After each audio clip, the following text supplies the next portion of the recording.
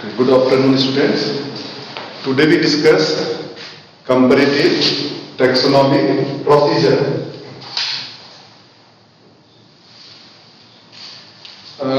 Taxonomy में देखिए जो होता क्या है कि हम प्लांट्स को स्टडी करते हैं और प्लांट का आइडेंटिफिकेशन, उसको पहचानना, नॉमेनक्लेचर, उसको नाम देना और उसका क्लासिफिकेशन, उसको क्लासिफाई करना कि वो किस फैमिली का है, किस क्लास का है, किस ऑर्डर का है, ये चीजें हम पढ़ते हैं। और इसका आधार क्या होता है? मॉर्फोलॉजी। हालांकि एडवांस टैक्सोनॉमी में हम मॉलिक्यूलर लेवल पर भी डीएनए वगैरह हम देखते हैं, या एनाटॉमी, फाइटोकेमिस्ट्री, सीरोलॉजी, सीरोटैक्सोनॉमी, ये सारी चीजें हैं। लेकिन जो क्लासिकल टैक्सोनॉमी है उसका बेस क्या है? मॉर्फोलॉजी। तो कंपैरेटिव मॉर्फोलॉजी का नॉलेज होना बहुत ही जरूरी है। यदि हम मॉडर्न टैक्सोनॉमी स्टडी करते हैं, डीएनए स्टडी करते हैं, उसके बाद भी क्लासिकल कभी खत्म नहीं होगा, क्योंकि अल्टीमेटली प्लांट हमको किस आधार पे, किस ग्राउंड पे, फील्ड पे पहचानना है? डीएनए देख के डीएनए बना है पत्ती के ऊपर, आम का पौधा है, नहीं, हमको मॉर्फोलॉजी से ही प्लांट को पहचानना है। तो इसके बारे में साउंड नॉलेज होना बहुत ही जरूरी है। तो कंपैरेटिव मॉर्फोलॉजी, हम प्लांट के जो एक्सटर्नल फीचर्स होते हैं, चाहे root system, leaf, inflorescence, flower, fruits, उसको देखते हैं, ऑब्जर्व करते हैं क्रिटिकली, और उस ऑब्जर्वेशन के आधार पे हम प्लांट को ग्रुपिंग करते हैं। एक जैसे कैरेक्टर्स वाले प्लांट एक ग्रुप में होंगे, दूसरे जैसे कैरेक्टर वाले प्लांट दूसरे ग्रुप में होंगे।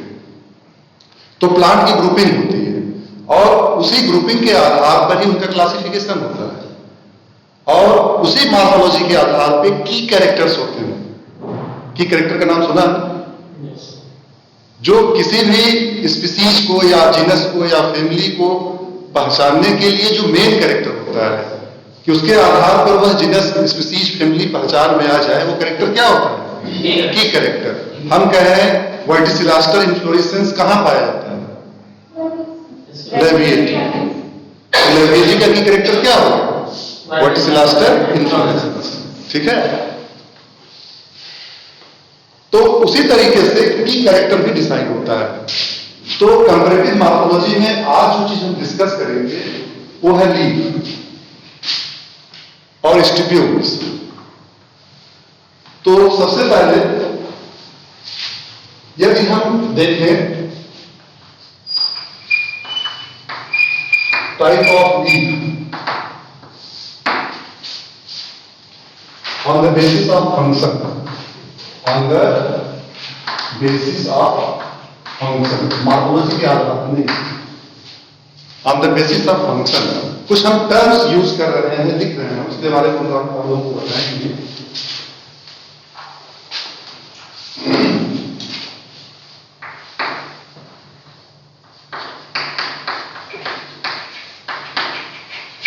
हिप्सोफिल्स,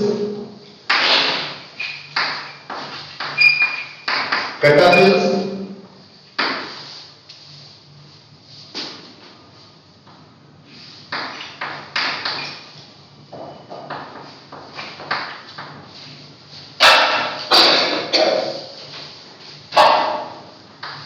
स्पोरोफिल्स,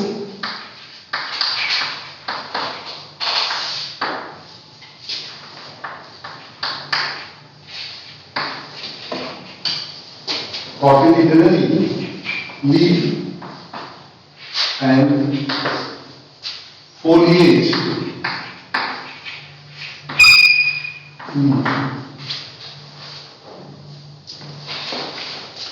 तो हमने 5 कैटेगरी लिखी है on the basis of function.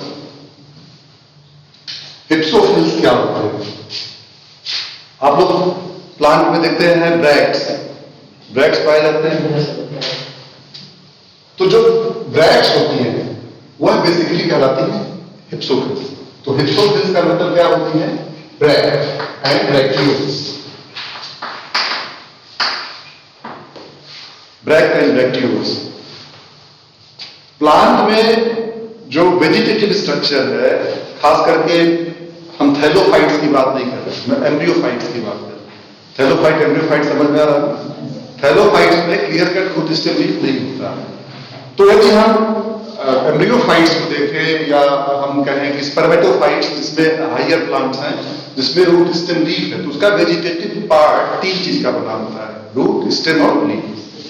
Root होता है अंडरग्राउंड मोस्टली और शूट होता है एरियल। तो प्लांट में जो कुछ भी बनता है, इवन फ्लावर रिप्रोडक्टिव पार्ट भी बनेगा, तो वह किसी न किसी वेजिटेटिव पार्ट के मॉडिफिकेशन के बाद बनेगा।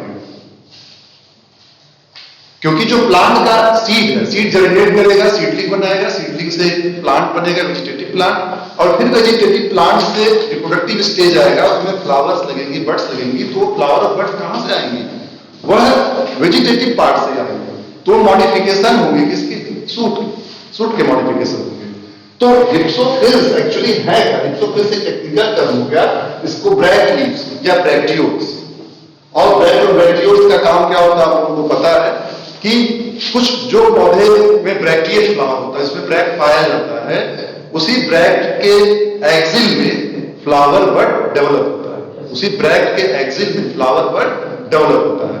तो ब्रैक्टिएट फ्लावर में ब्रैक्ट और ब्रैक्टियोल्स पाए जाते हैं, और उसका काम क्या होता है? फ्लावर बड को प्रोटेक्ट करना।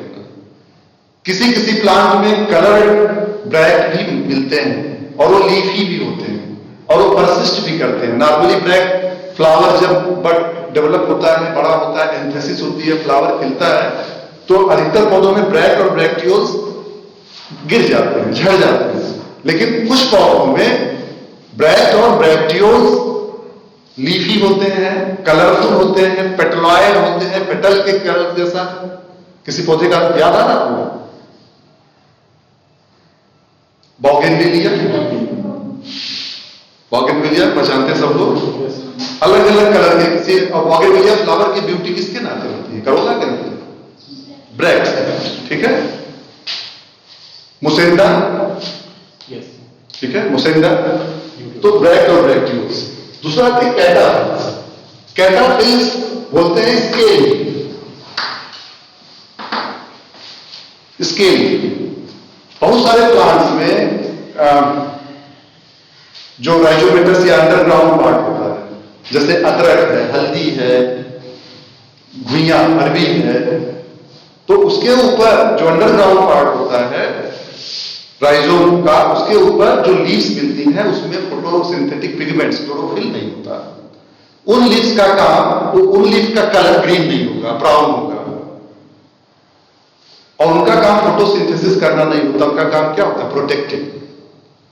वो जो बड्स होती हैं, जो अंडरग्राउंड पार्ट होता है, जो ग्रोथ प्रेशर होगा सॉइल के अंदर, रूट के ऊपर नहीं मिलती स्केल लीव्स, राइजोम और बल्ब, तो उनके ऊपर जो स्केल लीव्स होंगी, जो उस राइजोम का जो ग्रोथ प्रेशर होगा, जो फ्रिक्शन लगेगा सॉइल में, सैंड पार्टिकल, सॉइल पार्टिकल के नाते उससे प्रोटेक्ट करती है फ्रिक्शन के नाते, और जो उनके एक्सिल पे बड्स होती हैं उनको प्रोटेक्ट करती हैं। तो scaly leaf non photosynthetic, they are without chlorophyll, achlorophyllous, they are achlorophyllous and they are protective in function. They are protective in function. तीसरा था स्पोरोफिल्स। स्पोरोफिल्स क्या है? Reproductive leaves.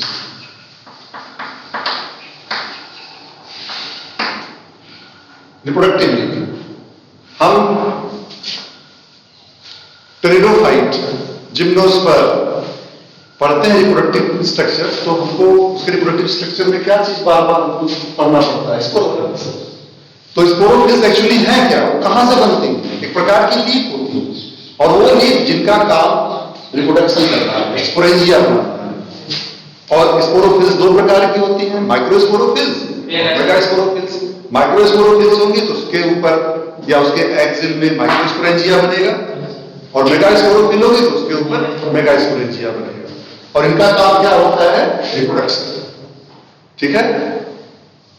हम यदि हायर प्लांट का कंपैरिजन करें, हायर प्लांट जिसमें flowering plants हैं, तो फ्लावर में स्पोरोफिल मिलता है? मिलता है स्पोरोफिल? तो बड्स होती किनारे उसमें फ्लावर में स्पोरोफिल कहा नहीं जाता, लेकिन स्पोरोफिल से ही फ्लावर बना है। फ्लावर है, हमने क्या कहा कि root stem leaf higher plant का मेजर पोर्शन यही तीन है, और जो कुछ भी आगे बनेगा वो इन्हीं का मॉडिफिकेशन होगा। तो फ्लावर भी किससे बनता है? शूट से बनता है। और फ्लावर बनेगा तो जो शूट बंद होगा, और जो रिप्रोडक्टिव लीव्स होंगी वही तो कहलाती है स्पोरोफिल। तो टेक्निकली देखा जाए फ्लावर में कैलिक्स करोला, एंड्रोसियम, गाइनोसियम पाया जाता है। ठीक, तो कैलिक्स करोला, एंड्रोसियम, गाइनोसियम में हम कंपैरिजन करें तो इनमें से किस कैटेगरी में रखे जाएंगे? स्पोरोफिल्स। इसमें से कैलिक्स और करोला होता है स्टेराइल स्पोरोफिल, उसके ऊपर कोई भी स्पोर या स्पोरेंजिया नहीं बनता। कैलिक्स और करोला, ठीक है, वह तो प्रोटेक्टिव होगा या अट्रैक्टिव होगा, समझ ना? करोला जो होगा कलरफुल होगा, अट्रैक्टिव होगा, पॉलिनेटर को अट्रैक्ट करेगा अपने तरफ। और कैलिक्स जो होगा वो ग्रीन होगा तो फोटोसिंथेसिस भी कर सकता है, फ्लावर को प्रोटेक्ट करेगा। तो एसेसरी पार्ट है, और नेसेसरी पार्ट जिसमें स्पोरेंजिया और स्पोर बनते हैं वो एंड्रोसियम और गाइनोसियम। तो वह फर्टाइल स्पोरोफिल, और उसमें भी स्टेमेन किससे मॉडिफाई होकर के बना है? माइक्रोस्पोरोफिल। तो stamen is comparable to microsporophyll, and gynoecium जो कार्पेल होगा, carpel is comparable to megasporophyll. तो अभी तक अभी एक लक्ष्य हम लेके कंसेप्ट ऑफ कार्पेल, कार्पेल क्या है, प्लेसेंटा क्या है, बहुत कंफ्यूजन होता है। पिस्टिल, गाइनोसियम, कार्पेल सब एक जैसा लगता है, लेकिन उसमें अंतर है। अब एक लेक्चर उसको लेंगे आगे चल करके, लेकिन यहां पे जाने कि यदि हम कार्पेल कहें तो कार्पेल क्या है? Modified megasporophyll. तो क्यों नाम पड़ गया कार्पेल? हम टेरिडोफाइट जिम्नोस्पर्म में जब मेगास्पोरोफिल कह रहे थे तो फिर एंजियोस्पर्म में हम क्यों कार्पेल कहने लगे? वहां पे हम माइक्रोस्पोरोफिल कह रहे थे तो यहां पे क्यों स्टेमेन कहने लगे? इस सारा जवाब हम आगे लेक्चर में देंगे। फिर आता है कॉर्टिकरी लीव्स। तो कॉर्टिकरी लीव्स एक एम्ब्रियोनल लीव्स होती हैं, एम्ब्रियोनल लीव। जब सीड मैच्योर होता है तो उसमें कॉटिलिडन्स बनते हैं, और कॉटिलिडन के आधार पर दो तरीके के सीड एंजियोस्पर्म में मिलते हैं, मोनोकॉटिलिडन और डाइकॉटिलिडन। तो कॉटिलिडन में स्टोर फूड होता है, और वह स्टोर फूड जो एम्ब्रियो उसको न्यूट्रिशन प्रोवाइड करता है ड्यूरिंग सीड जर्मिनेशन। ठीक है, तो एक तरीके से कॉटिलिडन में जो कुछ भी स्टोर है वह काम आता है सीड जर्मिनेशन में, जब सीडलिंग बनता है, क्योंकि उस समय पत्तियां नहीं होती प्लांट में, उस समय क्लोरोफिल नहीं होता, प्लांट उस समय फोटोसिंथेसिस नहीं कर सकता, तो सारे न्यूट्रिटिव रिक्वायरमेंट कहां से आता है? कॉटिलिडन से। तो यह एम्ब्रियोनल लीव है, और इनका भी काम होता है सीड जर्मिनेशन के समय प्लांट को, सीडलिंग को न्यूट्रिशन प्रोवाइड करना। और लास्ट में फोलिएज लीव, जिसको हम फोटोसिंथेटिक लीव कहते हैं, फोटोसिंथेटिक लीव, और इसी को हम एक्चुअली स्टूडेंट लीफ मानते हैं, लीफ पुकारते हैं, जो हरी भरी पत्तियां दिखती हैं विभिन्न रूप, रंग, आकार, प्रकार में। तो यह है फोलिएज लीफ। ठीक है, तो एक फंक्शन के आधार पर इतनी तरीके की लीफ। लेकिन हम जब कंपैरेटिव मार्फोलॉजी करेंगे तो हमको डिटेल में किसका स्टडी करना होगा? Foliage leaf.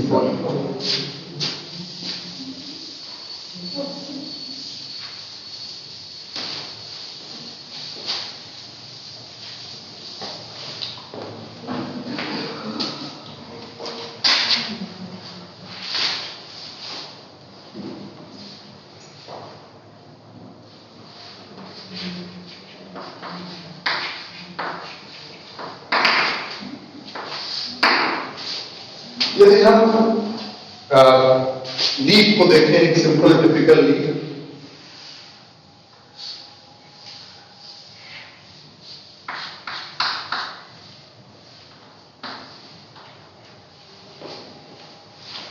तो लीफ के पार्ट क्या होते हैं? तो बहुत ही लोअर क्लास में बताया जाता है।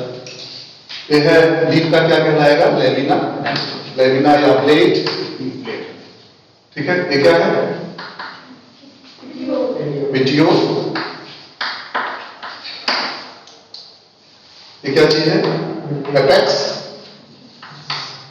एक चीज इधर, एक चीज इधर, ये क्या चीज है? मार्जिन। ठीक है, लीफ की मार्जिन, एपेक्स, लेमिना तो जो पूरा का पूरा चपटा हिस्सा है ये क्या है, लैमिना या प्लेट। इसका एपेक्स कहां, बेस, जिस स्टॉक से जुड़ा हुआ स्टेम्स उसको बोलेंगे पेटियो, और दो मार्जिन होगी और अंदर इसकी वेन्स होगी। तो ये सारी वेन्स है, इसमें मिड वेन्स, लेटरल वेन्स।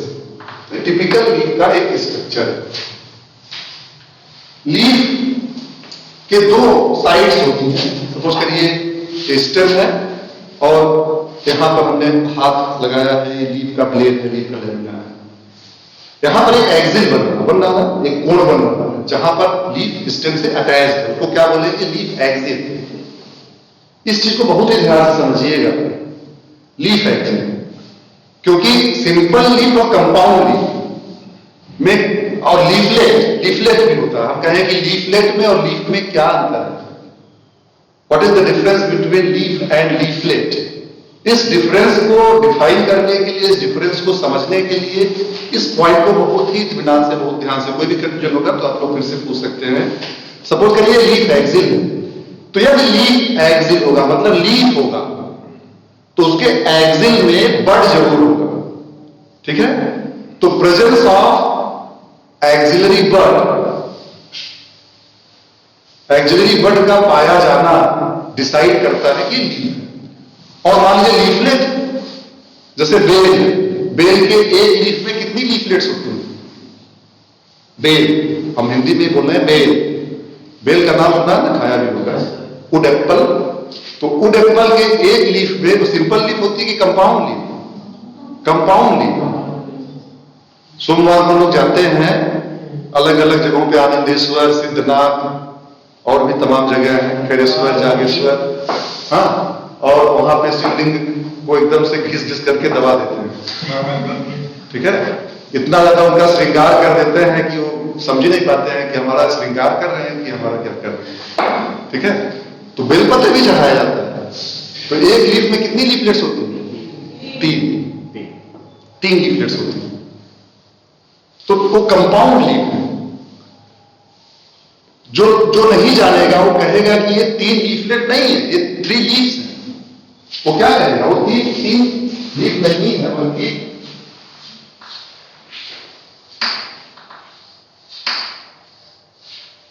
ऐसे होता है ना बेल। तो ये 3 लीफलेट है, पूरी की पूरी एक लीफ जो स्टेम से लगी है। यहां पर होगा लीफ का एक्सिल और इस एक्सिल में बड होगा, बड यहां पर। यदि यहां पर आप ऑब्जर्व करेंगे तो वहां बड नहीं मिलेगा। यदि यहां पर बड नहीं है इसका मतलब है लीफलेट है। लीफलेट के एक्सिल में बड नहीं होता और लीफ के एक्सिल में बड पाई जाती है। तो लीफलेट और लीफ में बेसिक डिफरेंस यही है कि लीफ के एक्सिल में बड होगा लेकिन लीफलेट के एक्सिल में बड नहीं होगा।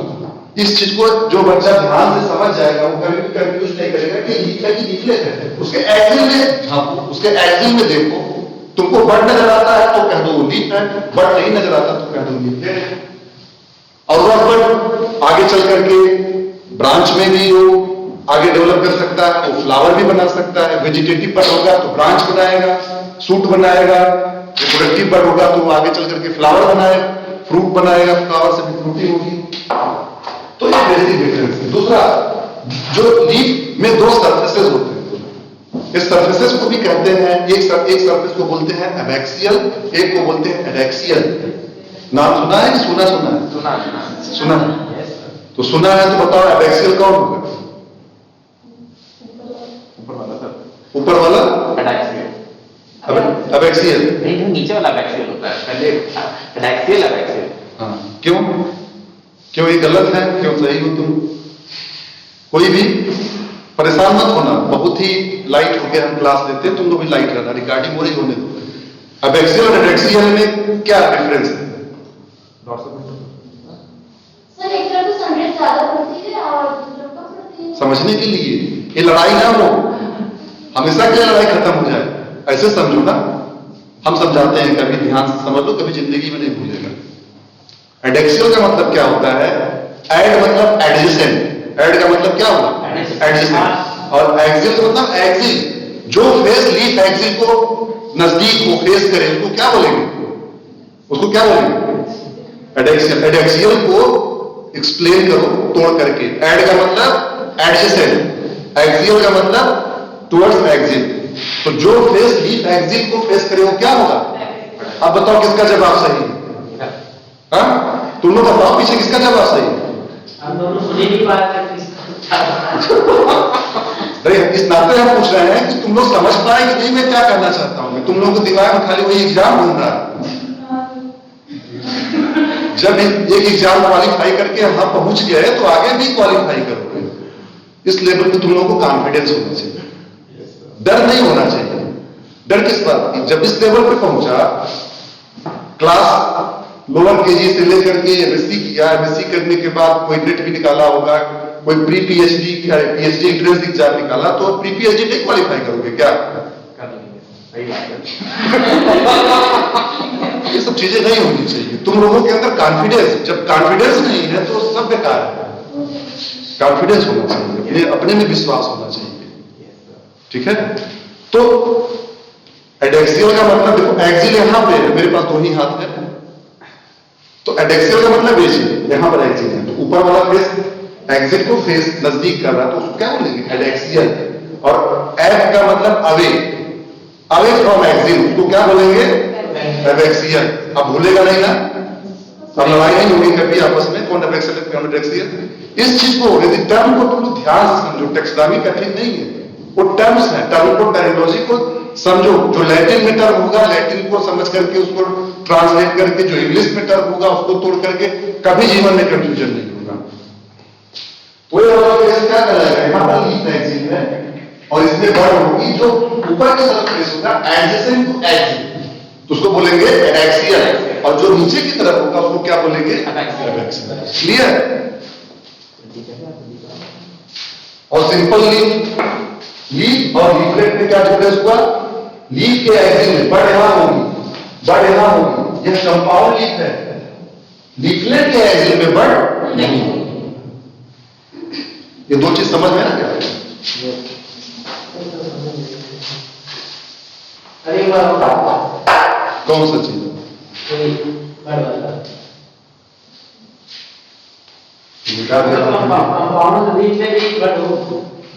एक दिन तुम लोगों को हम यहाँ यूनिवर्सिटी कैंपस में ना घुमा करके लाइव दिखा देंगे चीजों को। किसी दिन हम मैडम से रिक्वेस्ट करेंगे कि जो तमाम प्लान यूनिवर्सिटी कैंपस में तुम लोगों को हम दिखा दें, क्योंकि हमारे पास यहाँ टाइम का लिमिटेशन होता है और हमको इस पूरे चैप्टर को 4 लेक्चर में ही खत्म करना है। आप लोग भी पढ़े होंगे कि जो टेक्निकल टर्मिनोलॉजी है एंजियोस्पर्म की, टैक्सोनॉमी की, कितनी लेंथी है, लोअर क्लासेस में पढ़े होंगे, और उस चीज को हमको 4 लेक्चर में खत्म करना है। और मेरा यही होता है कि जो कंफ्यूजिंग पॉइंट्स हो उसको मैं फोकस करूं ज्यादा। बड का मतलब कोई भी चीज जहां पे ग्रो करती है वहां पे मेरिस्टेमेटिक सेल्स होती हैं, मेरिस्टेमेटिक टिश्यू होता है, और जब मेरिस्टेमेटिक टिश्यू एक्टिव होता है तो पहले वो बड बनाता है, और बड आगे चल करके जो वेजिटेटिव बड है तो फ्रूट में कन्वर्ट होगा, और यदि वो रिप्रोडक्टिव बड होगा तो फ्लावर में कन्वर्ट होगा। तो लीफ के एक्सिल में ये स्टेम है और ये लीफ का एक्सिल है, तो यहां पे बड होगी। ठीक है? यहां पे बड होगी। तो यदि यहां पे बड नजर आ रही है तो हम कहेंगे इसे लीफ है। अभी लीफलेट हमने बनाया था, लीफलेट के एक्सिल में बड नजर नहीं है, उसके एक्सिल में यहां पर जवाब नहीं छिपा हुआ है। ठीक है?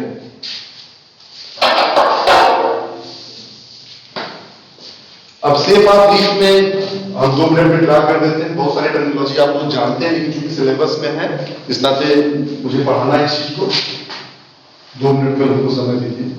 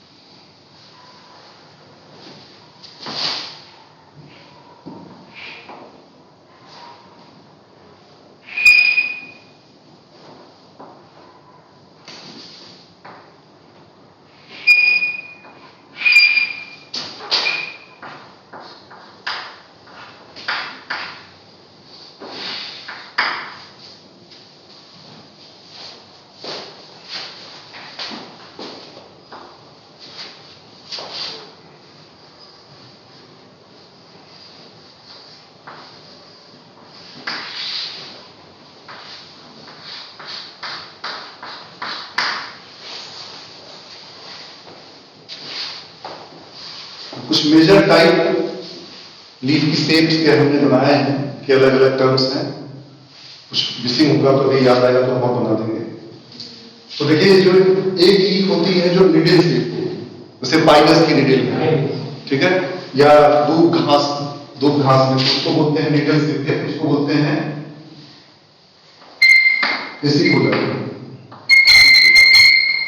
एसिकुलर मतलब निडल शेप, ठीक है।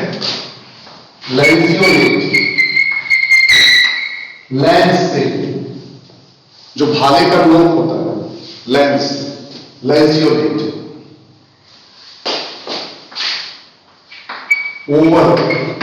ओवल आकार होगा तो बोलेंगे ओवेट, ठीक है। और ओवल शेप में उसका जो बेस होगा वो ब्रॉड होगा और टॉप जो होगा वो नैरो होगा। जैसे एग का शेप होता है, एक कैरेट में रखा होता है तो चौड़ा वाला हिस्सा नीचे होता है, पतला वाला हिस्सा जो नैरो वो ऊपर की तरफ होता है, तो ओवेट।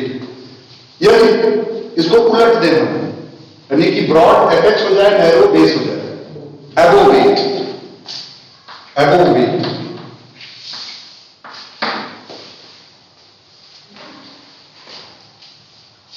इस एबोवेट से ही देखिए इसका बेस और नैरो हो जाए, यहां पे बेसल पोर्शन और नैरो हो जाए और इलॉन्गेट कर जाए और एपेक्स ब्रॉड हो जाए, तो ये राइस स्पून जैसा लग रहा है, राइस स्पून या स्पैचुला जैसा लगता है, तो इसको बोलते हैं स्पैचुलेट। स्पैचुला से स्पैचुलेट, ठीक है। ये हार्ड से है तो कार्डेट, यहां ऊपर हम लिख देते हैं कार्डेट, ये हार्ड से है। इसका उल्टा ये जो नॉच है बेस में ना होकर टॉप पे है तो एसकॉर्डेट।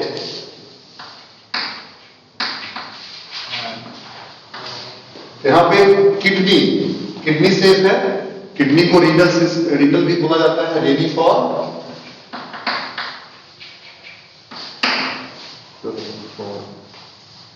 तो बीन शेप या किडनी शेप या रीनल से रेनिफॉर्म।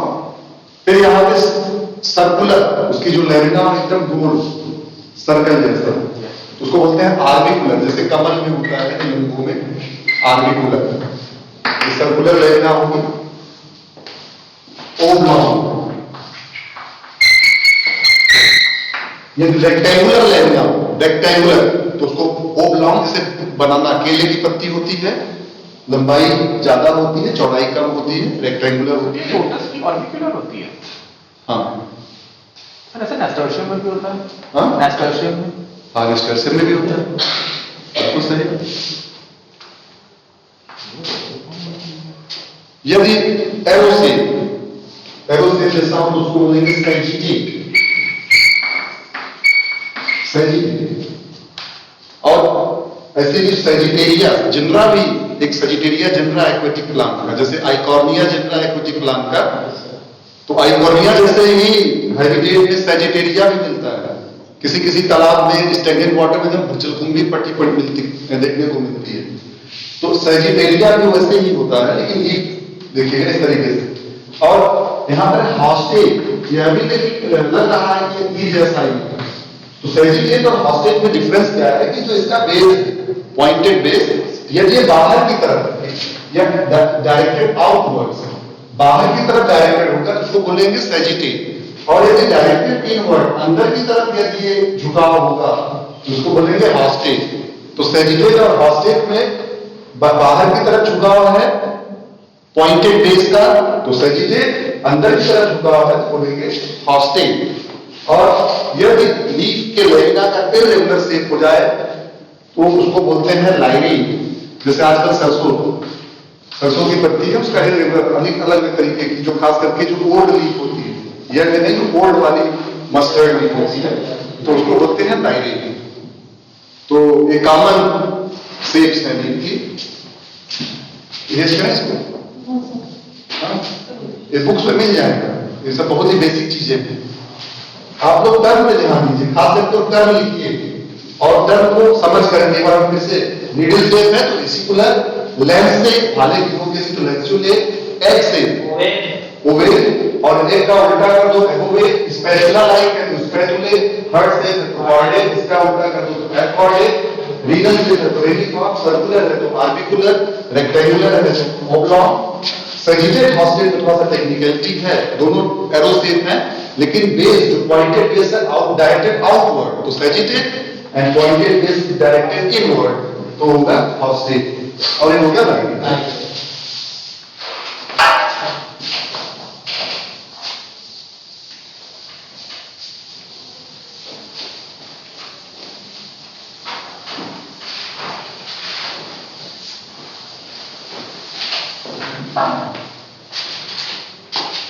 ये हो गया लीफ का लेना। अब हम आते हैं लीफ मार्जिन।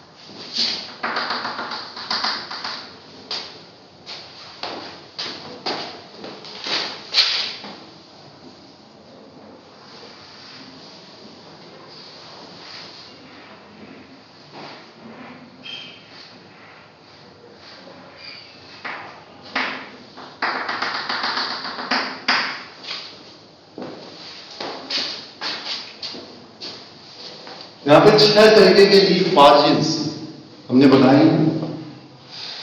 इस मार्जिन को हम क्या कहेंगे, कैसे समझेंगे? देखिए यहां पे मार्जिन जो है एकदम स्मूथ है, कोई भी इसमें स्ट्रक्चरल तो उसको बोलते हैं हम इंटैक्ट।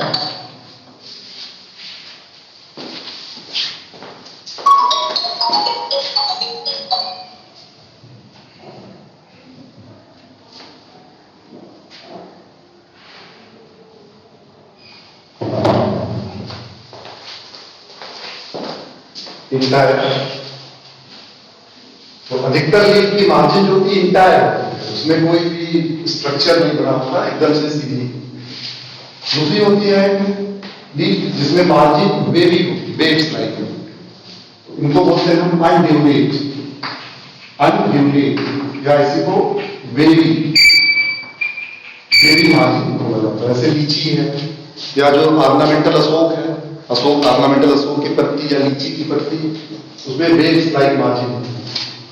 यहां पे 2-3 इसको ध्यान से समझें। बॉटनी के स्टूडेंट जरूर है, लेकिन मैथमेटिक्स का पिंड छूटता नहीं है, ठीक है? चाहे बायोस्टैटिक्स के फॉर्म में हो, यहाँ की टेक्स्टोनॉमी में भी मैथमेटिक्स लगती है, ज्योमेट्री खास करके। यहां पे देखिए यह मिड और ये लीफ की मार्जिन है, हमने एक ही मार्जिन को बनाया है, दूसरे मार्जिन को हमने डॉटेड लाइन से डेजिग्नेट किया है। सिमिलर मार्जिन इधर भी होगी, लेकिन हमने एक ही साइड बनाया है। और लीफ की मार्जिन में टीथ डेवलप हो रही है।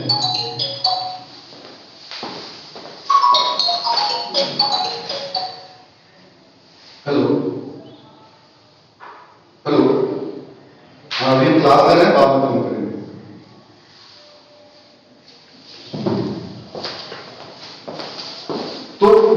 जो मार्जिन है उसको टीथ लाइन है, लेकिन टीथ में दो तीन चीज का डिफरेंस है। क्या क्या डिफरेंस नजर आता है? तीन वाली हाँ, तीन वाली चल रही यहां से ना। है। हाँ, तो टीथ में क्या डिफरेंस नजर आता है? टीथ हर जगह है। दो या तीन चीजें बेसिक डिफरेंस है, ध्यान से आप देखिए। एक तो टीथ का शेप कैसा है।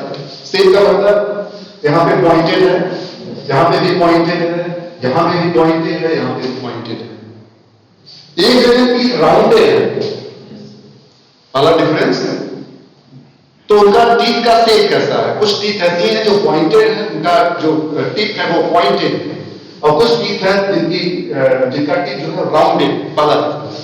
दूसरा डिफरेंस क्या है कि टीथ का प्रोजेक्शन किधर की तरफ, यहां एपेक्स की तरफ है, रीफ का एपेक्स है, यहां पे टीथ ऊपर की तरफ प्रोजेक्टेड है।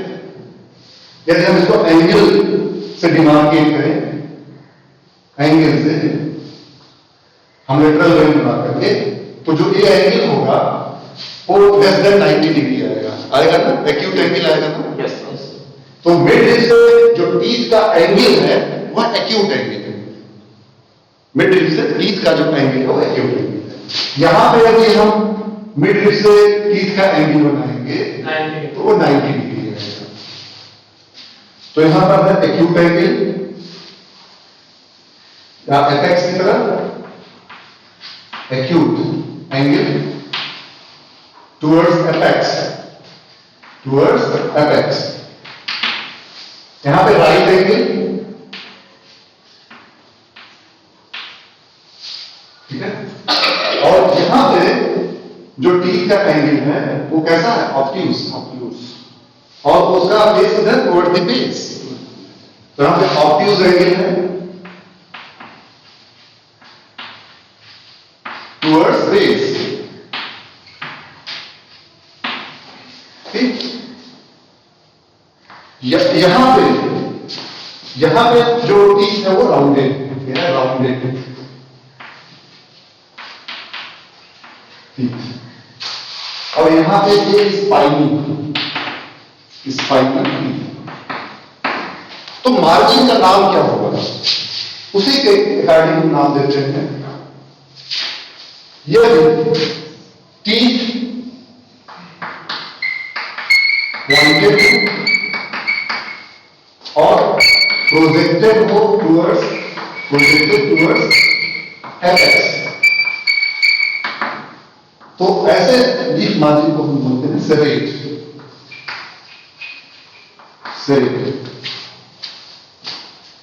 और हम यहां पे आते हैं जस्ट इसका अपोजिट, सिमिलर फीचर है, केवल डायरेक्शन चेंज हो गया है ऊपर से नीचे की तरफ। तो यहां पर भी पॉइंटेड टीथ है, pointed teeth projected towards base. तो सेरेट का अपोजिट जो होगा वो कहलाएगा रेट्रोसेरेट। रेट्रो का मतलब अपोजिट होता है, रेट्रोसेरेट। रेट्रो वायरस भी होता है ना? हाँ, तो रेट्रो नाम क्यों पड़ेगा?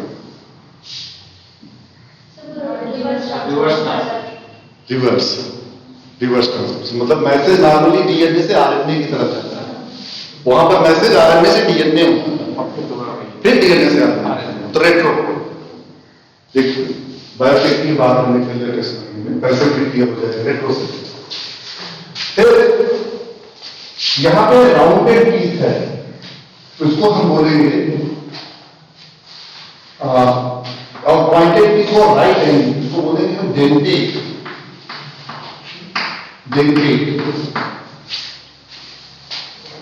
और यदि टीथ राउंडेड है, पॉइंटेड नहीं है, इसको हम बोलेंगे क्रीनेट।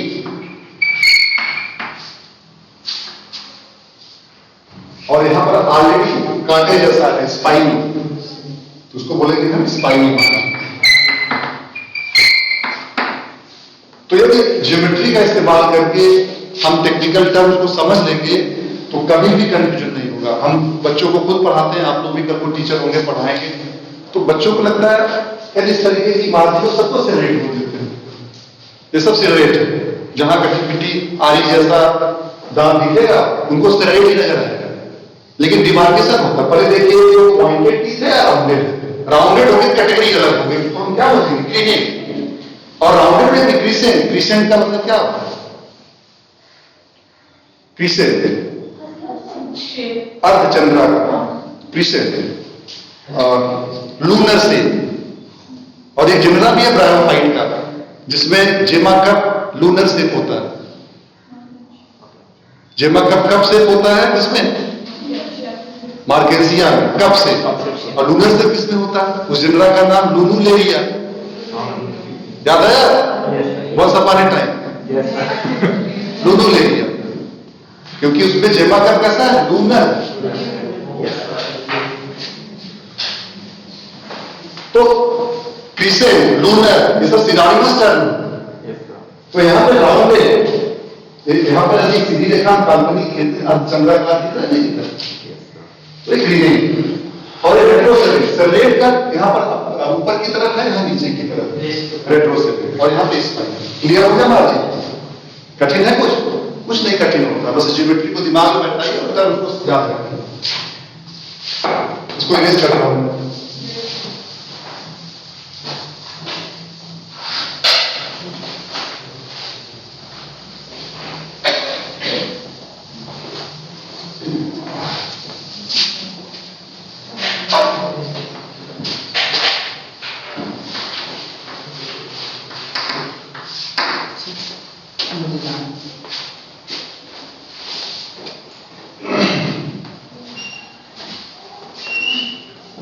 लीफ एपेक्स,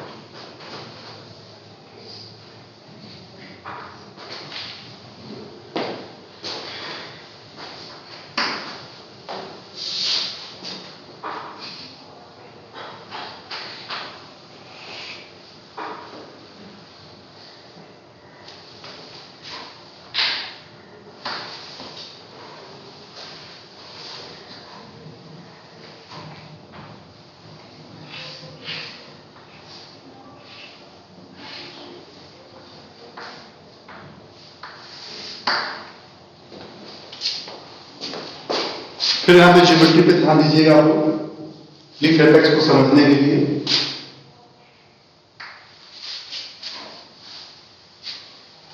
यहां पे दो मार्जिन ऊपर की तरफ, लीफ के ऊपर की तरफ जहां मीट करती है वहां पर एक एंगल बनता है।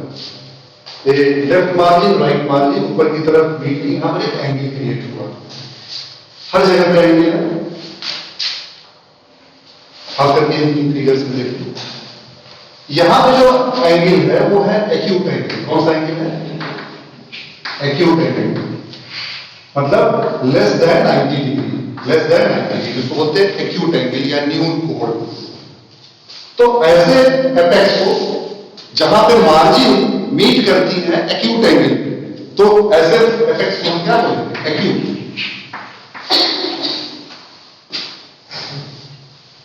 दूसरे में एक्यूट एंगल पर ही मीट करे, लेकिन लीफ का एपेक्स ऊपर की तरफ प्रोजेक्ट हो जाए, तो एक्यूट से बन गया एक्यूमिनेट।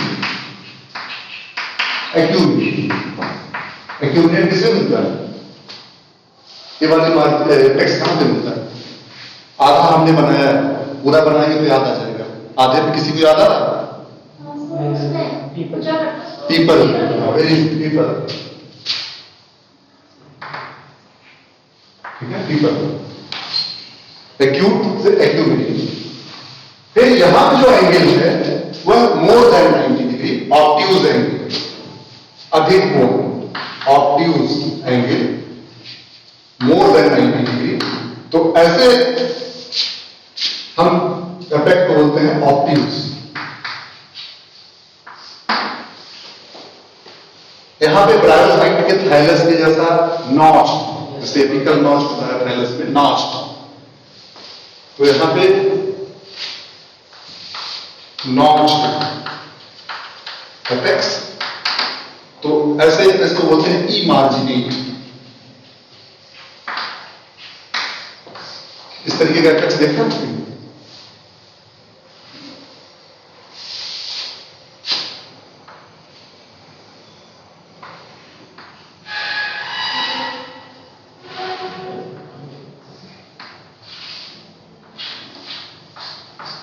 इस तरीके की पत्ती, कचनार, बोहेनिया वेरिगेटर, बोहेनिया अल्वा, इमार्जिनेट। क्योंकि समय की कमी है इस नाते हम बहुत एग्जाम्पल नहीं दे रहे हैं, क्योंकि हमको शेप और ज्योमेट्री को समझना है। इस नाते हम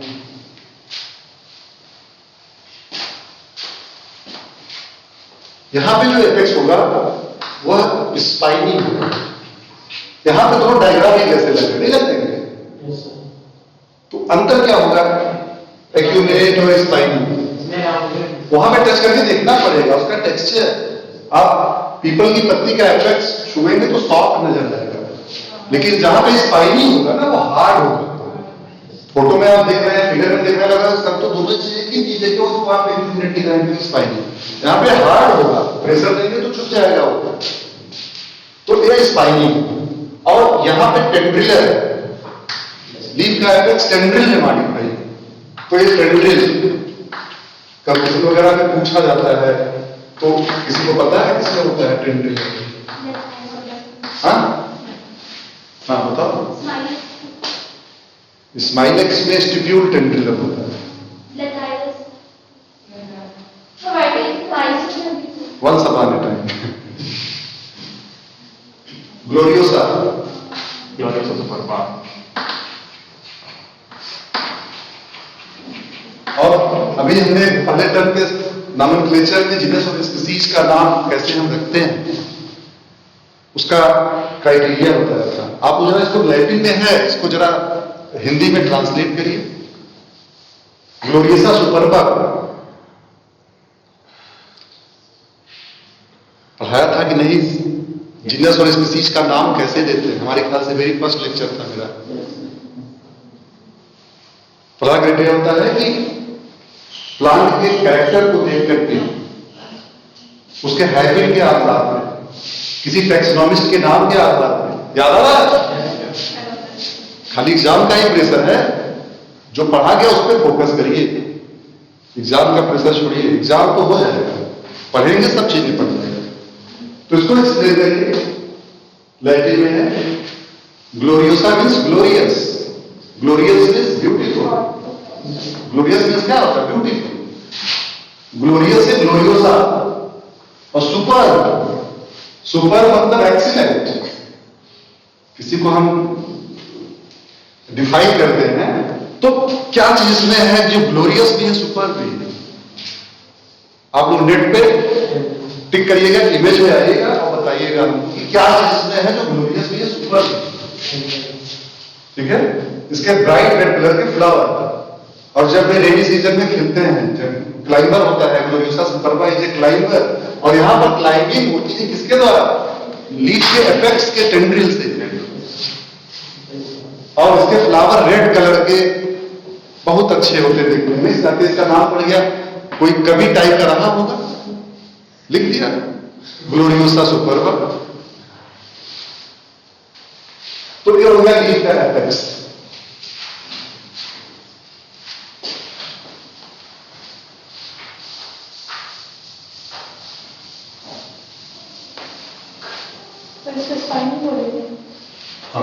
ये हार्ड है इसमें।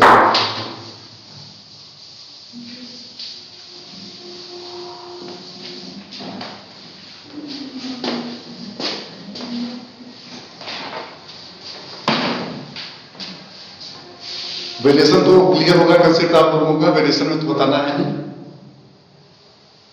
आप लोग बताइएगा, मुझे पढ़ाने में कोई हर्ज नहीं है, लेकिन कंसेप्ट क्लियर है तो टाइम वेस्ट करने से कोई फायदा नहीं, क्योंकि ये चैप्टर बहुत बड़ा है। बताइए, पढ़ना है वेरिएशन के, आगे चलेंगे। क्या सर? Variation pattern.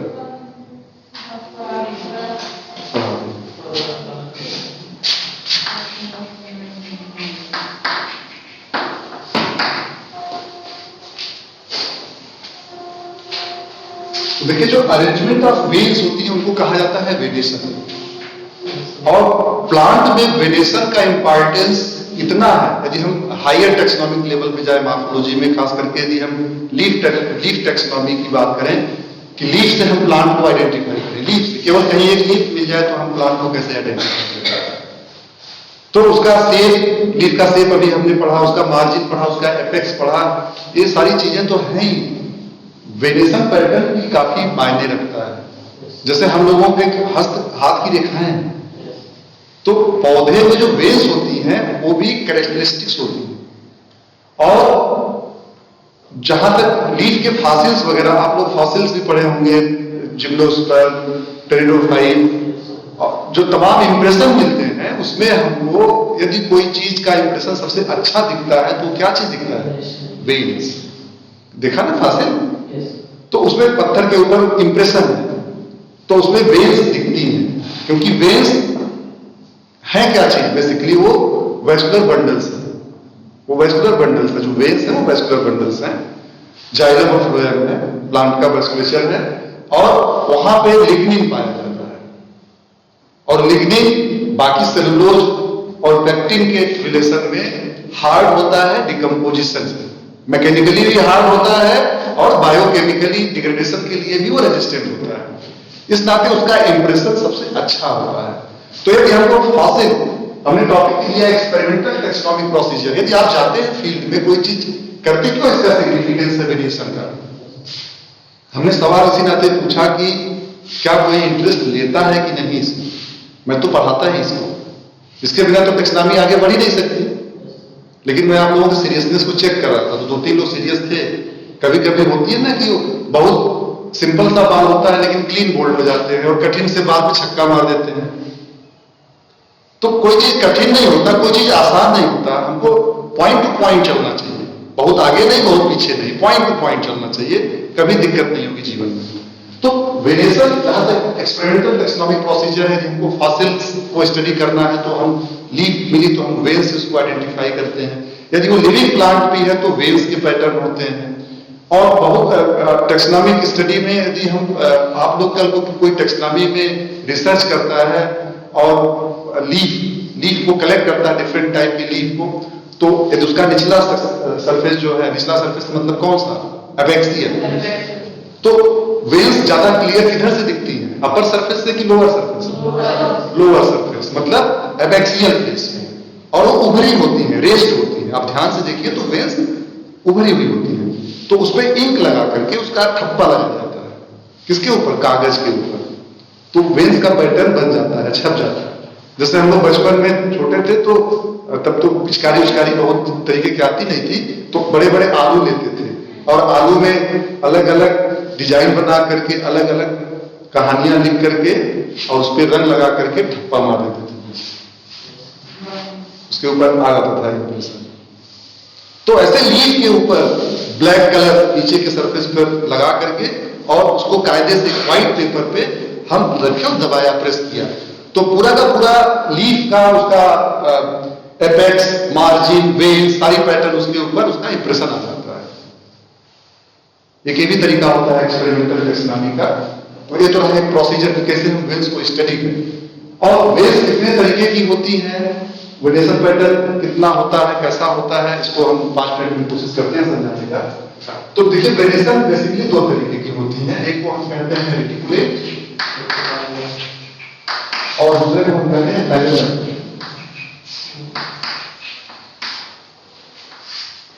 और वेरिएशन के आधार पर भी प्लांट के 2 ग्रुप हैं, डाइकॉट और मोनोकॉट। तो डाइकॉटिलेटनस और मोनोकॉटिलेटनस तो 2 सब क्लासेस बनाई गई हैं फ्लावरिंग प्लांट एंजियोस्पर्म के।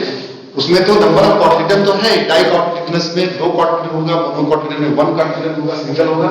वेन भी एक पैटर्न है कि यदि वेन लीफ में रेटिकुलेट है तो डाइकॉट होगा, पैरेलल में तो मोनोकॉट होगा, हालांकि इसके एक्सेप्शन है।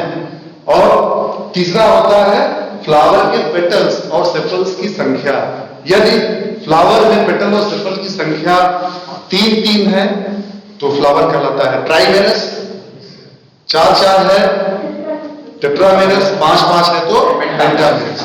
ठीक है, तो यदि फ्लावर टेट्रा या पेंटामेरस मतलब पंखुड़ियों की संख्या 4-4 हो या 5-5 हो तो वो डाइकाट होगा, और पंखुड़ियों की संख्या 3-3 हो ट्राइमेरस हो तो वो मोनोकाट होगा। तो ये इनिशियल लेवल जो बेंथम हुकर का क्लासिफिकेशन है नेचुरल सिस्टम का, और डाइकाट और मोनोकाट में हम डिफरेंशिएट करते हैं तो 3 कैरेक्टर को डिफाइन किया जाता है। नंबर ऑफ कॉटिलिडन सिंगल है या डबल है, वेनेशन रेटिकुलेट है या पैरेलल है, और फ्लावर में जो फ्लोरल वर्स है, आउटर फ्लोरल वर्स, सेपल्स और पेटल्स, वह ट्राइमेरस है, टेट्रामेरस है, पेंटामेरस है। इससे देख करके ही आदमी बता सकता है कि वो पौधा डाइकाट का होगा कि मोनोकाट होगा। तो रेटिकुलेट वेनेशन में मिडरिप और मिडरिप के साथ लेटरल वेन्स,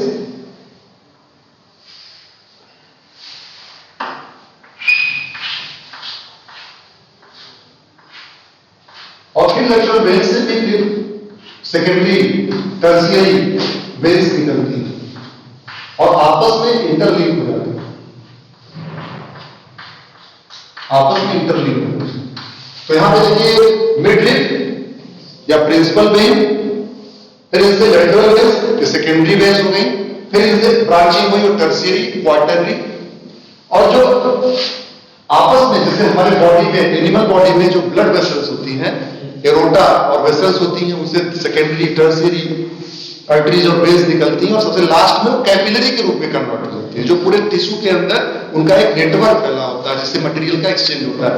उसी तरीके से लीफ में भी जो वेन्स होती है, जो वेस्कुलेचर होता है, यह वेस्कुलेचर इस तरीके का हो कि मिडलिप, लेटरल वेन्स और उससे सेकेंडरी टर्शियरी क्वार्टरली वेन्स निकलती है, वापस में एक नेटवर्क बनाए, नेट लाइक पैटर्न बनाए, तो वो वेनेशन कहलाता है रेटिकुलेट वेनेशन।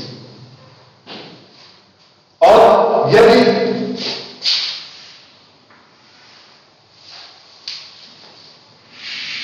मिड वेन्स हो लेकिन लेटरल वेन्स आपस में नेट लाइक पैटर्न में बनाए, वो आपस में पैरेलल हो, उसे सेकेंडरी टर्शियरी क्वार्टरली ब्रांचेस मिलेंगे, तो ऐसे रिलेशन को हम क्या बोलते हैं? पैरेलल। केले की पत्ती में आना इसी तरीके का होता है, इससे हमने दूसरी पत्ती का बनाया है, लेकिन केला आप लोग पहचानते हैं, इस नाते हमने एग्जाम्पल केले का दिया। तो एक पैरेलल है, यहां पर देखिए जो सेकेंडरी प्राइमरी वेन्स या मिड वेन है, और उससे जो लेटरल वेन्स निकल रही है वो पैरेलल है, उससे फर्दर ब्रांचिंग नहीं, टर्शियरी, सेकेंडरी, क्वार्टरली, और आपस में नेटवर्क नहीं। तो ऐसे वेनेशन को हम क्या बोलते हैं? पैरेलल। तो सिंपल। अब रेटिकुलेट में वेन को कॉस्टा भी कहा जाता है, वेन का मतलब कॉस्टा, तो दोनों सिनोनिमस कर सकते हैं। ये सब चीज ध्यान से याद रखिएगा, एग्जाम में देना है तो जो भी टेक्निकल टर्म्स बताया जाता है, चाहे इस एग्जाम में चाहे आगे के एग्जाम में, जो भी होगा, तो ये सब चीजों को आप ध्यान से सुनिए। तो वेन का मतलब कॉस्टा होता है। यदि मिड वेन सिंगल है, किसी भी पत्ती में मिड वेन सिंगल, तो उसको हम क्या बोलेंगे? यूनिकॉस्टेट। क्या बोलेंगे? नाम सुना है ना? हाँ, यूनिकॉस्टेट। और यदि मिड वेन की संख्या 1 से ज्यादा है तो उसको बोलेंगे मल्टीकॉस्टेट। हमने तो बनाया है इसमें दोनों में मिड वेन 1 है, तो किसी पत्ती का आप सोच के बताइए जिसमें 1 से ज्यादा मिड वेन्स होती है। हाँ, तेज पत्ता, गुड, तेज पत्ता।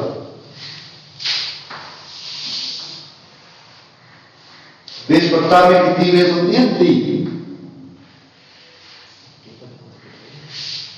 यदि सब्जी बनाई होगी तब भी ध्यान से देखो, तुम लोग खाते तो डेली हो, जाड़े में मसालेदार पुलाव, बिरयानी, सब में तेज पत्ते का तड़का होता है। जो नॉनवेज खाते हो भी लोग, और तेज पत्ता का चूज करके फेंक देते हैं। तुम लोग बॉटनी के स्टूडेंट हो, पीएचडी करने जा रहे हैं, तो मिलावट भी होती है तेज पत्ते में, यूकेलिप्टस की पत्ती का, यूकेलिप्टस में भी अरोमा होता नहीं यूकेलिप्टस में aroma? और तेज पत्ता भी डाला जाता है अरोमा के नाते ना, स्पाइस है। तो कैसे पहचान लेते हैं? लोग जाते हैं कश्मीर और शिमला घूमने, वहां पे जो लोकल्स होते हैं वो केसर केसर केसर एक मसाला होता है या कलर, नेचुरल कलर भी होता है, वहां बेचते हैं, इधर पीछे पड़ जाते हैं जो टूरिस्ट होते हैं, ले लीजिए ले लीजिए ले लीजिए, उसमें मिलावट भी होता है। तुम लोग एक बॉटनी पढ़े हो, यदि केसर न पहचान पाओ, तेजपत्ता न पहचान पाओ तो बेकार है, ठीक है? तो डीएनए तो सब लोग पहचान लेते हैं, लेकिन नहीं पहचान पाते। डीएनए भी पहचान, डीएनए पहचानने से पहले पहले इसको पहचानो। डीएनए तो ठीक है, उसको पहचानना चाहिए। तो डीएनए न्यूज एनालिसिस में भी आता है, डेली न्यूज एनालिसिस डीएनए। तो यहां पे देखो, जो असली वाला तेज पत्ता होगा, पहली बात उसमें पैरेलल वेरिएशन है, और यहां पे 3 प्रिंसिपल वेन्स, कितनी? 3। तो इसको बोलेंगे हम ट्राइफॉस्फेट, ठीक है, ट्राइफॉस्फेट। और पपीता, डेंगू चला था, सब लोग पपीता का पत्ती, प्लेटलेट कम हो गया, पीस पीस के पिए थे। किसी को हुआ था? किसने पिया था इसमें से? भगवान ने करे किसी को पीना पड़े, पिया था। पपीता में कैसा होता है?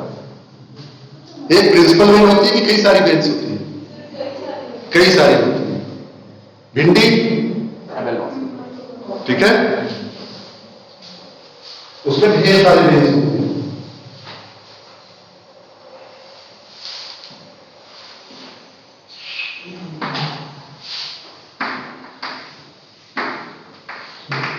शब्द जैसा भी बन जा रहा है, समय की कमी है, आज में हमारा भी चलना ठीक है, तो ठीक है।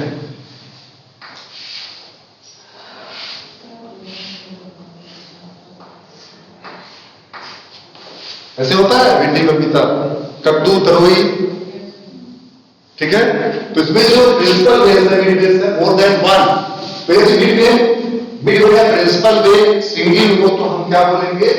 Unique Oersted. यूनिक ऑस्टेट, और पास्ता में होता है ये यूनिक ऑस्टेट का मतलब सिंगल प्रिंसिपल वेन। और multi Oersted more than 1, more than 1। इसमें बाई, ट्राई आप लोग तब यूज कर सकते हैं स्पेसिफिक होकर के।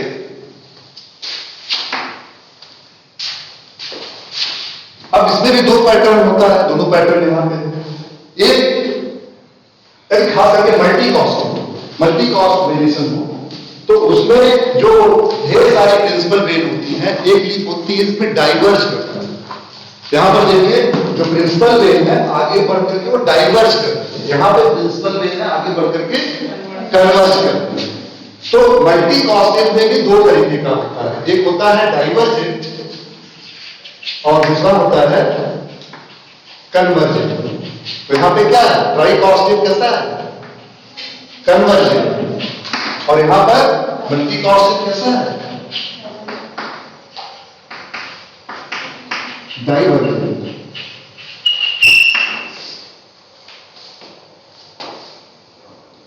तो वेरिएशन को डिफाइन करना है तो पहले बात हमको लीफ को देखना चाहिए एबैक्सियल फेस से, प्रिंसिपल वेन काउंट करनी चाहिए। यदि एक सिंगल प्रिंसिपल वेन है तो हो गया यूनिक ऑस्टेट। फिर हमको उसके जो सेकेंडरी लेटरल वेन्स हैं उनका पैटर्न देखना है।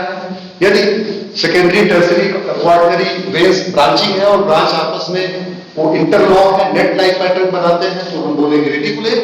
और यदि लेटरल वेन्स है उसमें आपस में इंटरलॉकिंग नहीं है, ब्रांचिंग नहीं है, उसको हम बोलेंगे पैरेलल वेन्स।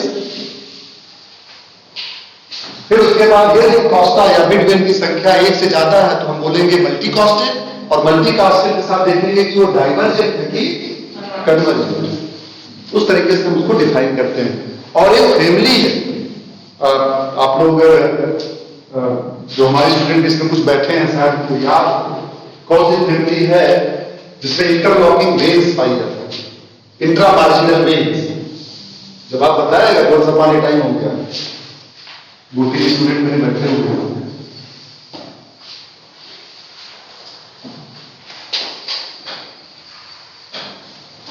उस फैमिली का की फीचर है इंट्रा मार्जिनल वेव्स। और चूंकि रेडिएशन हम पढ़ा नहीं सकते, एग्जाम्पल भी दे रहे हैं। इंट्रा मार्जिनल वेव्स मतलब क्या होता है कि इस फैमिली में पाया जाता है।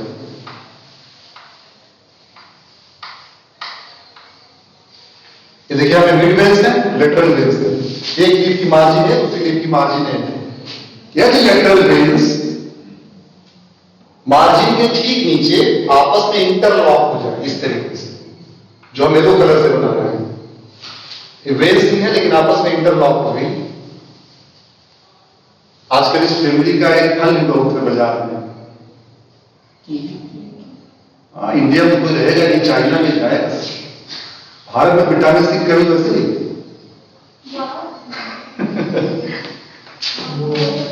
तुम लोग बुरा मत मानना, हम मजाक कर रहे हैं। हमारे हिंदुस्तान में ऐसे फल है ना, उनको लोग नहीं खा रहे हैं, कीवी खा रहे हैं। कीवी भी अच्छा है, लेकिन प्लांट ज्योग्राफी में पढ़ा जाए तो ज्योग्राफी के हिसाब से प्लांट का डिस्ट्रीब्यूशन होता है और क्लाइमेट का इफेक्ट होता है, आप लोग भी जानते हैं। और क्लाइमेट जैसे प्लांट को इफेक्ट करता है वैसे एनिमल को भी इफेक्ट करता है। और एडॉप्टेशन के नाते यदि एनिमल एनिमल रिलेशन है तो प्लांट एनिमल रिलेशन भी इकोसिस्टम में। तो कोशिश ये करना चाहिए जो हम लोगों के तरफ का लोकल चीज है वो हमारे क्लाइमेट के हिसाब से होगा, उसकी जो फाइटोकेमिस्ट्री होगी उस क्लाइमेट के हिसाब से होगी, और उस एरिया में जो एनिमल होगा उसका भी फाइटोकेमिस्ट्री उस क्लाइमेट के हिसाब से होगी। तो वहां का चीज खाए और सीजन के हिसाब से खाए। ये नहीं कि गोभी हम गर्मी में खाएं और मटर बरसात में खाएं, ऐसा नहीं होना चाहिए। जो जिस चीज का सीजन में जहां का क्लाइमेट। कीवी में भी विटामिन सी है, लेकिन आप आंवला खाइए, अमरूद खाइए। हम तो नहीं जानते आंवला से ज्यादा कीवी में होता है विटामिन सी। मिर्चा खाइए, मिर्ची में विटामिन सी होता है। तो इस वेव को बोलते हैं इंट्रा मार्जिनल वेव। इसका नाम है इंट्रा मार्जिनल वेव। अब बताओ अमरूद किस फैमिली का है? मेरिटेसी।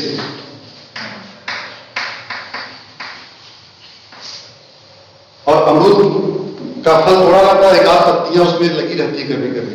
अभी तुम लोग भूखे निकलोगे कहीं थोड़ी पर देखना, पत्ती को ऑब्जर्व करना। यूकेलिप्टस, जामुन, अमरूद, और इनके पत्ती में एरोमा भी होता है। अमरूद की पत्ती को क्रश करो, एक स्पेसिफिक एरोमा आएगा। यूकेलिप्टस की पत्ती को क्रश करो, उसमें एक स्पेसिफिक एरोमा आएगा। जामुन की पत्ती को क्रश करो, उसमें तो लीफ एरोमेटिक हो और इंट्रा मार्जिनल वेव्स हो तो कौन सी फैमिली हो गई? यहां पे कौन सा कैरेक्टर की कैरेक्टर है? तो वेव रिलेशन का इंपॉर्टेंस है। अब एक एग्जांपल हमने दिया यहां पे इस तरीके से। तो वेरिएशन समझ में आया? टाइम क्या हो गया? 5 बजे। हाँ 5-10 मिनट एक्स्ट्रा ले सकते हैं।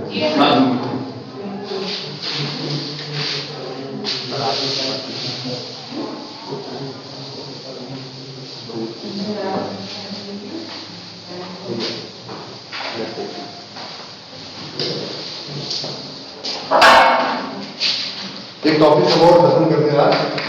आगे भी फिर हमारे लिए आसान होगा।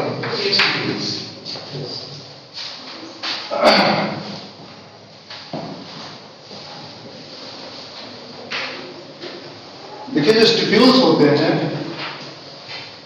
वो लीफ के बेस पे डेवलप होते हैं और उसी स्टिप्यूल के एक्सिल में वो लीफ जो फोलिएज लीफ होती है वो डेवलप होती है।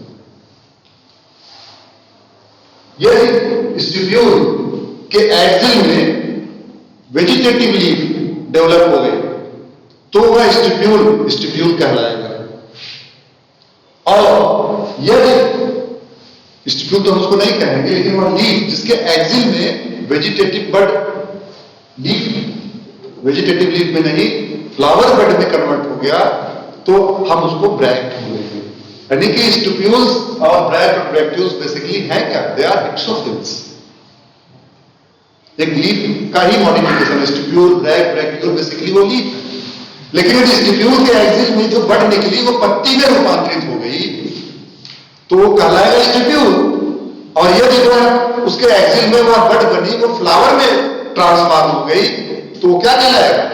ब्रैक्ट, ब्रैक्ट्यूल्स। बेसिक डिफरेंस है।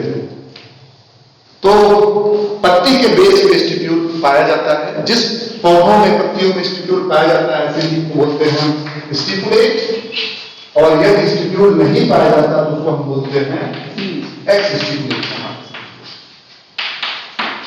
स्टिप्यूल एब्सेंट, यहाँ पे स्टिप्यूल प्रेजेंट, यहाँ पे स्टिप्यूल एब्सेंट, हम प्लस माइनस से बोलिए तो स्टिपुलेट और एक्स स्टिपुलेट।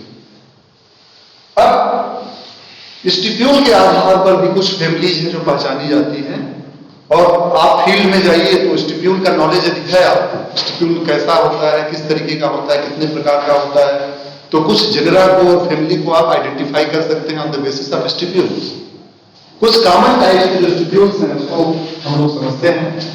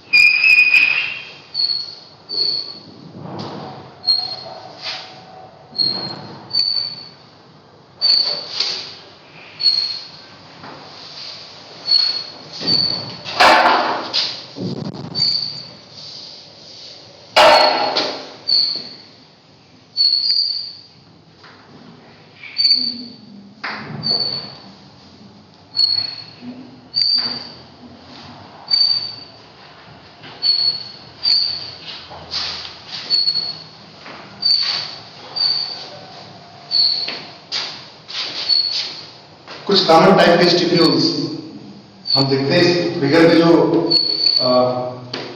पिंक कलर का जो स्ट्रक्चर बनाया गया ना स्टिप्यूल से, और येलो कलर से जो स्ट्रक्चर बनाया गया वो लीफ। तो सबसे पहले हम लेते हैं ये जो स्टिप्यूल्स, यदि स्टिप्यूल की संख्या 2 हो और वो लीफ के पेटियोल के लेटरल साइड में, ये लीफ का पेटियोल है, एक स्टिप्यूल इस साइड, एक दूसरे साइड लेटरल पोजीशन में हो, और दोनों स्टिप्यूल्स पेटियोल से जुड़े हुए, दे आर फ्री, उनको बोलते हैं free lateral, free lateral stipule. There are 2 stipules at the base of the petiole and both the stipules are free. उसको बोलेंगे free lateral stipule। और free lateral stipule एक आर्डर है मार्वेल्स, और marvels order में 3 फैमिलीज हैं।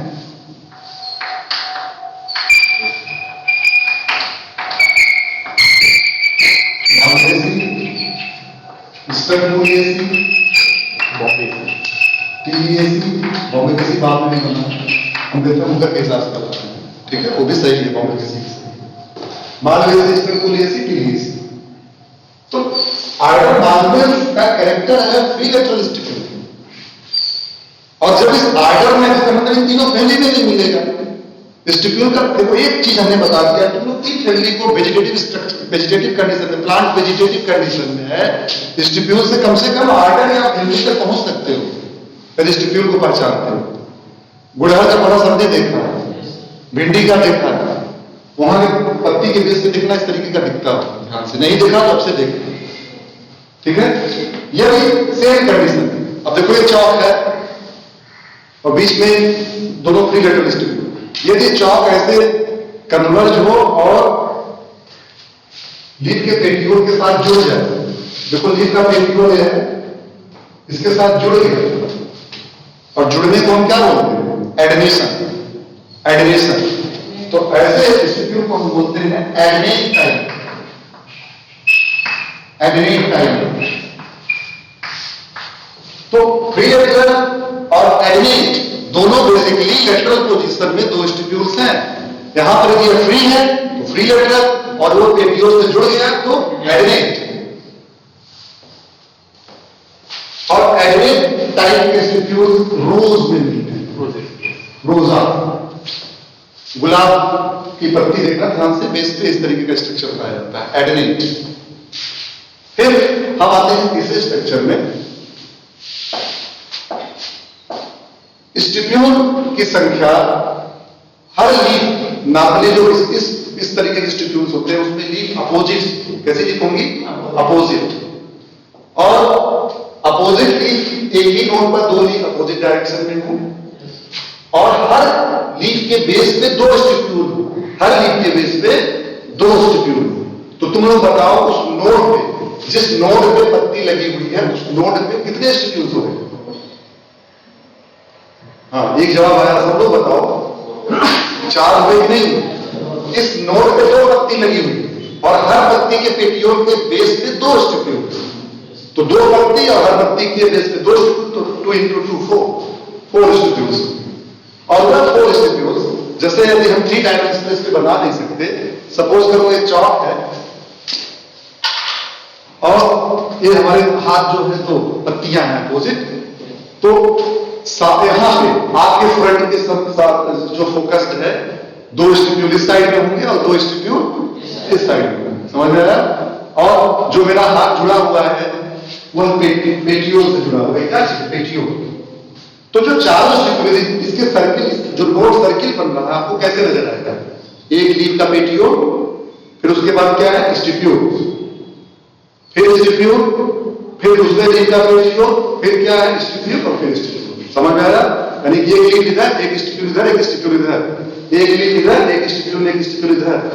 तो जो स्टिप्यूल्स होंगी वह पेटियोल के अल्टरनेट करेंगे और उनके बीच में होंगे, तो ऐसे स्टिप्यूल को बोलते हैं इंटरपेटियोलर। क्या बोलते हैं? इंटरपेटियोलर। और इंटरपेटियोलर स्टिप्यूल रूबिएसी फैमिली का लैंडमार्क है, वेजिटेटिव रूबिएसी। इंटर और इंट्रापेटियोलर स्टिप्यूल रूबिएसी फैमिली का की कैरेक्टर, वेजिटेटिव कैरेक्टर, जिसके आधार पर आप फैमिली को पहचान सकते हैं। तो फ्री लेटरल मार्वल्स आर्डर का, इंटरपेरियोनल रूबिएसी फैमिली का। इसके अलावा एक पौधा होता है पॉलीगोनम, किसी ने देखा है? देखा भी होगा तो पहचानते नहीं हो। तो खास करके जो सैलो वाटर हो, बरसात के समय में सड़क के किनारे, हाईवे के किनारे लीचेज होते हैं, घरों में पानी भर जाता है, या गांव में छोटे मोटे सड़क के किनारे तालाब पोखरे होते हैं, तो जो सैलो वाटर होता है, तालाब का जो आउटर जहां पे मड होता है, सैलो वाटर होता है, वहां पे पौधा काफी कॉमन है पॉलीगोनम। और पॉलीगोनम में जो स्टिप्यूल होता है, यहां पे देखो पेटियोल है, वह स्टिप्यूल हम फ्री लेटरल से तुम लोगों को दिखाते हैं। दो फ्री लेटरल स्टिप्यूल समझ में आ रहा है? स्टिप्यूल दोनों चीज एक कन्वर्ज हुए और आपस में जुड़े एक साइड में, और जुड़ने के बाद इंटरनोड को घेर लिया, इंटरनोड को घेर लिया और आकर के ऐसे, तो इसके बीच से इंटरनोड निकल रहा है। तो जो यहां पर हमने पी कलर का बनाया स्ट्रक्चर, वो एक्चुअली क्या दिखेगा? ट्यूब जैसा दिखेगा कॉलम। तो स्टिप्यूल जो हो जाएगा वो ट्यूब लाइक हो जाएगा और उसी इंटरनोडल पोजीशन को इनसर्किल करेगा। तो यहां पे जो स्टिप्यूल होगा, encircle internodal part of stipule. तो ये नोड है जहां से लीड निकलती है, उसको नोड, दो नोड के बीच की दूरी क्या होती है? इंटरनोड। तो ऐसे स्टिप्यूल को बोलते हैं ऑक्रिएट। और एक पॉलीगोनेसी फैमिली, पॉलीगोनम जेनरा का कैरेक्टर है, पॉलीगोनेसी फैमिली के पॉलीगोनम जेनरा का कैरेक्टर है ऑक्रिएट टाइप स्टिप्यूल। तो तुम लोगों ने पूछा है ऑक्रिएट टाइप ऑफ स्टिप्यूल किसमें मिलता है? 4 जेनरा का नाम हो, कौन सा जेनरा है सेलेक्ट करो। इंटरपेट्यूलर, इंट्रापेट्यूलर स्टिप्यूल किस फैमिली में मिलती है? फ्री लेटरल स्टिप्यूल कहां पे मिलता है? तो स्टिप्यूल के आधार से फैमिली जनरस आर्डर पहचाने जाते हैं। यहां पे स्टिप्यूल का टाइप, बेसिक टाइप कैसा है? बेसिक टाइप बताओ, देखने में तो लग रहा है टेंडुलर, लेकिन बेसिक टाइप उनमें से कौन सा? एडनेट। लेकिन एडनेट स्टिप्यूल का एपेक्स टेंडुलर हो गया, तो यहां पर एडनेट के साथ साथ टेंडुलर भी है, और टेंडुलर उसका एपेक्स हो गया। एडनेट स्टिप्यूल विथ टेंडुलर एपेक्स, और यही मिलता है स्माइलेक्स। अभी नाम दिया था स्माइलेक्स, एक क्लाइंबर। इसके अलावा स्पाइनी स्टिप्यूल्स भी होती हैं, स्पाइनी स्टिप्यूल्स। बेर अच्छा बेर अभी शिवरात्रि आएगा, बेर आता है ना मार्केट में, तो बेर फल को जानते हैं सब लोग, खाए हैं, तोड़ा है, कांटे से स्किन खराब हुई है, हुई। तो वहां पे स्पाइनी स्टिप्यूल्स, लेकिन बेर के ऊपर प्रिकल्स भी पाई जाती हैं। और प्रिकल्स और स्पाइन्स दोनों में अंतर भी होता है, कौन बताएगा? What is difference between prickles and spines? दोनों कांटे जैसा होता है। थॉर्न ना सर, थॉर्न एक तीसरा चीज हो गया, थॉर्न, प्रिकल, स्पाइन। एक लेमैन के हिसाब से सब कांटा है, कांटा है, सब कांटा है, लेकिन ये कांटे 3 प्रकार के हैं, थॉर्न, प्रिकल, स्पाइन, तीनों में अंतर है। और कैसे पता चलेगा इसको? यदि आप कांटे को पकड़िए और कांटे को पकड़ करके बचा करके हाथ में न छुए, उसको हल्का सा लेटरली मूव करिए और खुद से आराम से टूट जाए, इसका मतलब वो प्रिकल है। और उसका ग्रोथ एपिडर्मल, यानी कि जो एपिडर्मिस की लेयर है वही कहीं कहीं पे स्पाइनी प्रोजेक्शन बना रही है, तो निश्चित है वह मजबूत नहीं होगा, और उसको लेटरली हल्का सा प्रेशर देंगे तो खुद से टूट जाएगा। अब आप लोग बताइए गुलाब में कैसा हो? तोड़ा है कांटा गुलाब का? खाली फूल तोड़ा है? फूल तोड़ा तो अच्छी बात है, फूल मत तोड़ना, कांटा तोड़ के देख लेना एक बार, फूल की खुशबू लेना, कांटा तोड़ के देख लेना, तो प्रिकल होगा, आराम से कांटा उसका टूट जाएगा। इसका मतलब उसकी ओरिजिन कैसी है? एपिडर्म। तो prickles are epidermal in origin, spine और हॉर्न इंडोडर्मल ओरिजिन। आप लोग एनाटॉमी जानते होंगे, एनाटॉमी का सेक्शन जाते होंगे। एंडोडर्मिस कहां पर होती है? कार्टेक्स के नीचे। और यदि इंडोडर्मल, एपिडर्मल से नहीं, एंडोडर्मल सेल से आउट ग्रोथ निकले और वो कार्टेक्स को भेजते हुए, एपिडर्मिस को भेजते हुए बाहर निकले, तब तो ये बाहुबली वाला कांटा हो गया ना। वो आसानी से नहीं टूटेगा, उसको ऐसे से करते रहे तो मजबूत होगा। उसको हम क्या बोलेंगे? वो स्पाइन, ठीक है। और थॉर्न, कभी कभी जो लेटरल ब्रांचेज होती हैं, खास करके डेजर्ट्स में, जीरोफिटिक प्लांट में जो लेटरल ब्रांचेज होती हैं वह थॉर्नी हो जाती हैं, ठीक है। तो स्पाइनेशन उनका भी होता है। तो स्पाइन, प्रिकल्स, थॉर्न देखने में सब कांटा है, लेकिन कांटे में अंतर है। तो अब प्रिकल स्पाइन में अंतर पता चल गया ना। Prickles are epidermal in origin and spines are endodermal in origin. और फ्री रेडिकल स्टिप्यूल मालवेल सार्ड है, 3 फैमिली का नाम। एडनेट टाइप रोज में भी है, स्माइलेक्स में भी है एडनेट। लेकिन यदि वो प्योरली एडनेट है तो रोज, और एडनेट के साथ पेंड्रिलर भी है तो क्या हो गया? एडनेट के साथ पेंड्रिलर टच हो गया तो क्या हो गया? स्माइलेक्स। तो क्वेश्चन को इससे ध्यान देना पड़ता है। फिर इंटरपेंडिकुलर, इंट्रापेंडिकुलर है तो बेसी फैमिली। स्पाइनी स्टिप्यूल है तो जिजिफस। बेर का नाम क्या है? Ziziphus, Ziziphus.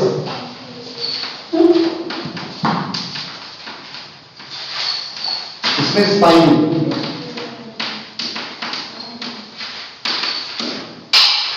Type of stipules, और स्टिप्यूल का भी taxonomic importance. Thank you for today lecture.